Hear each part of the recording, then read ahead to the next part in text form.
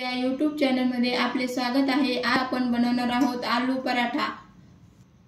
चला तर मग आपण आता बनवायला घेऊयात।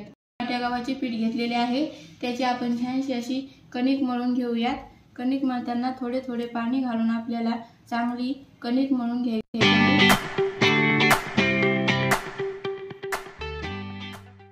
अशा प्रकारे इथे आपली कणिक मळून तयार झालेली आहे। जास्त घट्टही नाही आणि जास्त मऊही कणिक आपल्याला करायची नाहीये। आता ही आपण कणिक 20 ते 25 मिनिटांसाठी मुरण्यासाठी ठेवणार आहोत। कणिक भिजेपर्यंत आपण इथे आलू उकडून घेऊयात। त्यासाठी मी इथे 4 आलू घेतलेले आहेत, ते आपण कापून उकडायला टाकूयात।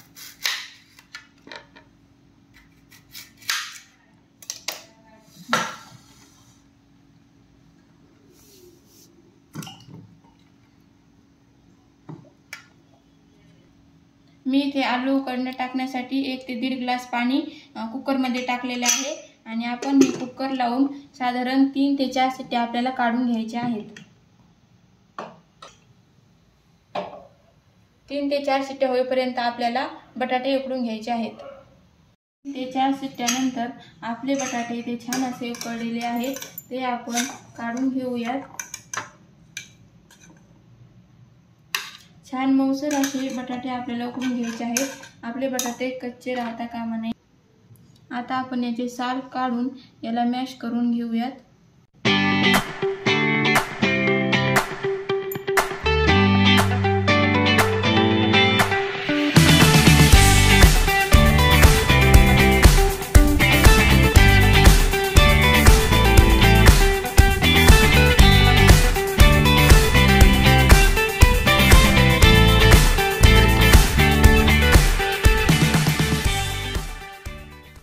आता इथे आपले बटाटे छान मॅश करून तयार झालेले आहेत। यामध्ये आता आपण बारीक चिरलेला कांदा घालत आहोत। नंतर थोडंसं लाल तिखट यामध्ये मी घालत आहे। चवीपुरतं मीठ यामध्ये घालत आहे व भरपूर अशी बारीक चिरलेली कोथिंबीर यामध्ये मी घालत आहे। आता आपण हे मिश्रण छान मिक्स करून घेऊयात। तिखट हे आपल्या चवीप्रमाणे टाकावे, जसे तिखट ज्याला जसे लागते त्याने टाकून घ्यावे। इथे आता आपले चांगले मिश्रण तयार झालेले आहे। आता आपण पुढची तयारी करूया। इथे आता मी तवा गरम करायला ठेवला आहे। आपण आता पराठा लाटायला घेऊयात। त्यासाठी आपण थोडी छोटी एक पोळी सारखं लाटून घेणार आहोत। त्यामध्ये आता आपण जे बटाट्याचं सारण केलं आहे ते यामध्ये आपल्याला घालायचे आहे व असे दुमडून छान हे सारण मधामध्ये बसवायचे आहे।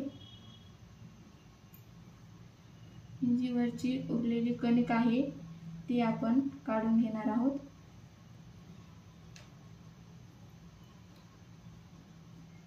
व याला थोडे पीठ लावून खालून पण आणि वरतून पण आता आपण छान हा पराठा आपण लाटून घेऊयात।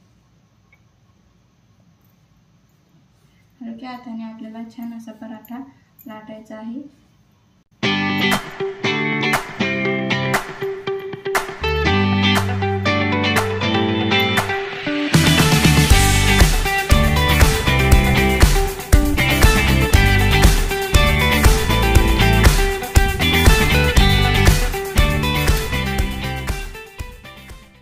पराठा लाटून झालेला आहे। हा पराठा आता आपण भाजायला टाकूयात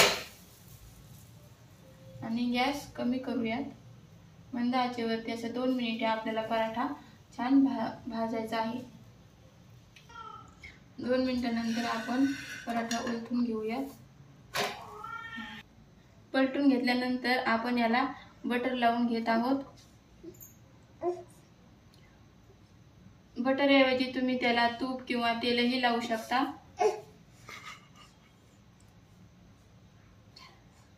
बटर लावून घ्यायचे आहे। दोन्ही बाजूने छान असा पराठा खरपूस भाजून घ्यायचा आहे आपल्याला।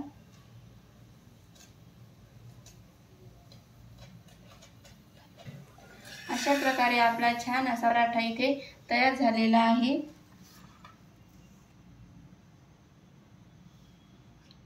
व्हिडिओ आवडले असल्यास लाईक आणि सबस्क्राईब करायला विसरू नका. धन्यवाद.